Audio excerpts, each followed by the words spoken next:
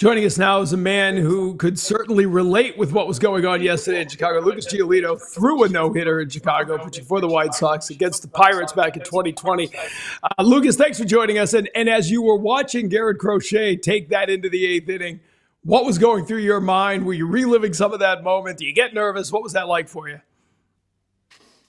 Yeah, it was crazy yesterday. I was watching the game in our training room actually here in Fenway with some of the training staff that stays back, and I was starting to get really nervous there in the like seventh, eighth inning, especially.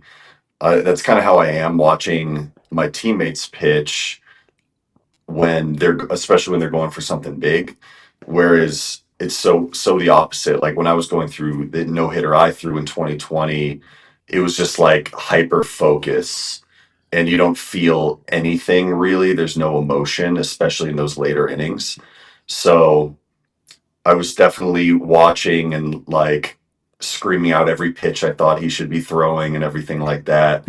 And he took it really far. It's just that one breaking ball. I believe Mydroth is his Yep. name. Yeah, he Yep. put a good swing on it there, and it's just one of those ones where like if he hit it a few centimeters this way or this way on the barrel, then it would have been at our third baseman or shortstop. So that's just how it goes. Like you need luck to throw a no hitter, a perfect game. That's a big part of it. Well, the fact that you were like sitting there screaming with the training staff, like watching this game, right, is like underscores to me what we've seen over the last year plus, which is like you've stayed around it, right? Like you haven't, some people prefer to just go way far away from what's going on the field. It's too hard. It's too hard not to be there. You've been in the dugout as much as possible. You've stayed with the team.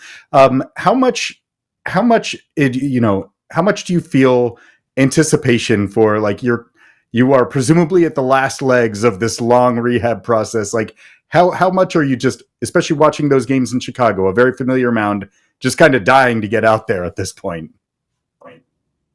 Yeah. As far as my rehab process, it's been like hell. It's been very long, very arduous, at times, emotional. It's been a whole crazy thing. Especially dealing with the other side of it where it's like I signed here to do a certain type of job as starting pitcher, which is something I've been good at for a long time, which is eat innings. And I've not thrown a single inning on this contract, which like kills me inside. So the fact that I'm finally getting there, I'm very excited about. If it were up to me, I'd just throw this one more rehab start and then rejoin the team. But it's not up to me. I don't know what they're going to have me do after tomorrow. That's when I'm throwing my next one. So I'm just going to keep putting in the work. And I just can't wait to like actually be a part of what this club is trying to do rather than just somebody on the sidelines. You have the injury last spring, and that shuts you down for the year, right? And you get through that whole process. You get on the mound against Philadelphia in Fort Myers, and you feel the hamstring on the very first pitch. And it's obviously not the elbow, right? It's not at that point, it's pretty minor. You said you've been through hamstrings before. You knew it wasn't that bad. But how annoying is it at that point when you are sitting there after that outing, knowing that this little thing is going to set you back a little bit and you're so amped up? Like, what was that like, and how were you able to compartmentalize that and just move on? It was very frustrating in the moment. I mean, it was one of those ones where like I felt like I could get through it, so I wasn't about to walk off the mound in my first spring training game back after not pitching for a year. So I was like, all right, let me just like get through this. So I just pushed a bunch of change ups over the plate until the inning was over. So it's kind of ugly. But yeah, I was very frustrated and very angry for a little while there. It's no other way to really put it. Right. Right. It was like, wow, really? So, at the same time, it's like, all right, this is like the cards I've been dealt here. So let me just get to work, do everything I can. It basically pushed my spring training back. So I'm essentially going through the final stages of my spring training right now. And I just look forward to getting back out there and doing it at the highest level. I really missed it. Well, it's interesting because last spring before the injury, you were engaged in some interesting usage tweaks, right? Like there seemed to be a significant emphasis on the slider, which seems to be a Red Sox thing, right? Like sliders, cutters are kind of leading the charge, in many ways. You've had all this time not only to rehab, but to think about the pitcher that you want to be, right? Like what kind of usage you're going to be employing, what's going to be how much, how do you know exactly the kind of, like, I was at a spring outing where you spun a great curveball to Devers, and like it was like, oh, that's my minor league curveball that I used to have, right? How much have you thought about exactly who you're going to be on the mound? Do you have a clear sense of the 2025 version of Lucas Giolito, and what that's going to be most directly comparable to?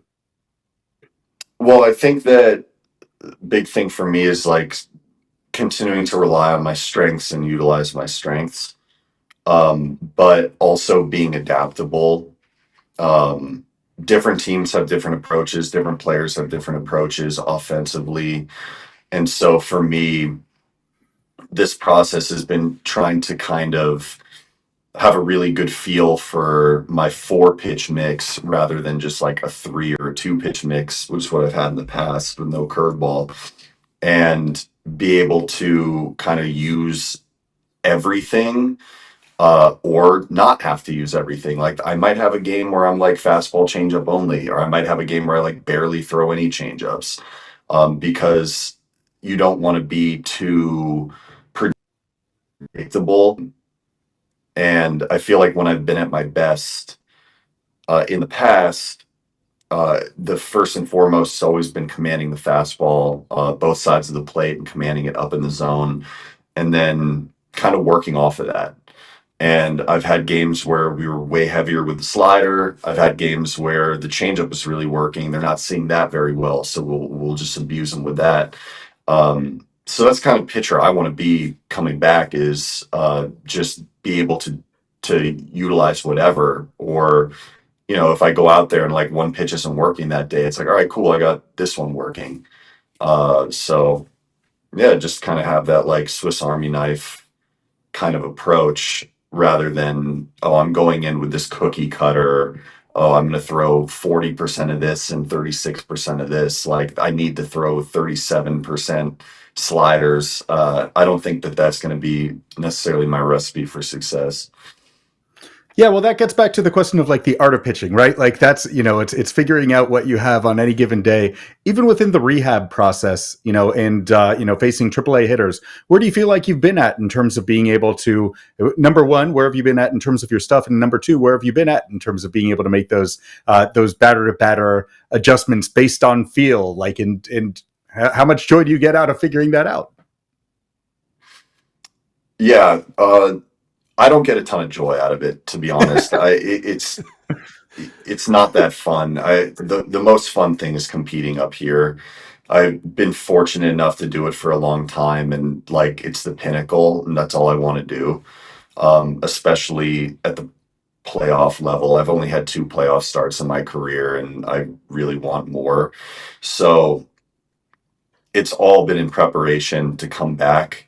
Um, the last couple rehab outings in AAA, there's been emphasis on the slider. The first one, my slider was no good, so it was kind of going. It's like, oh, the slider, which is something I really wanted to throw a lot today, it's not working very well. So went to the fastball and really utilized the fastball to get out of some situations and be able to put together an outing. Um, Usually I just kind of fall back on the changeup. That's my best pitch, but I've been kind of trying to challenge myself to do it in different ways here in these rehab outings. So the most recent one, again, kind of focus on the slider. I've been trying to dial that slider in. The slider was good, but I didn't really have fastball command. So it was a lot of like 0-2 to 3-2 counts. My pitch count climbed really high, especially in the first inning, which was a bit frustrating, but was able to use the slider to kind of get out of some situations and then get some early weak contact later in the outing that got me through my 4 ups. So, um, yeah, whether I have one more or two, I'd say like the approach now is, just kind of like pitch how I'm going to want to pitch, utilizing everything and trying to play with speed changes and tunneling and things like that. You talk about that, and I think people here in Boston forget that, like you said at the very beginning, you've always posted, right? 29 or more starts, 160 more innings every full season prior to last year, going back to 2018. So now last year happens, and you're alone. Adam Ottavino did that. Had you ever seen the Adam Ottavino kind of documentary he did when he kept a video journal of his Tommy John rehab? It was remarkable. Yeah, you got to find it, and it's just the isolation of him alone going through that stuff every day. Like, how tough is that? At that stage of your career when you've had a lot of accomplishments at the major league level, but as you said, you're still, trying to go on a deeper playoff run. There's things you want to do, and now you're shut down for a year. How difficult is that mentally to just grind through a year like that? Yeah, it wasn't very fun. I was very lucky to have so much support, family, friends, things like that, but especially here with the organization. Um, you mentioned earlier, it's like some guys, it's like just I want to go down to Florida and be away from it all. I feel like if I did that, it would have been worse for my mental health. So I wanted to be around at least, and try and be like a cheerleader, I guess, during the games and just be around the guys. So that was nice. That was helpful. But I don't know. You have this like feeling of it's like you're useless.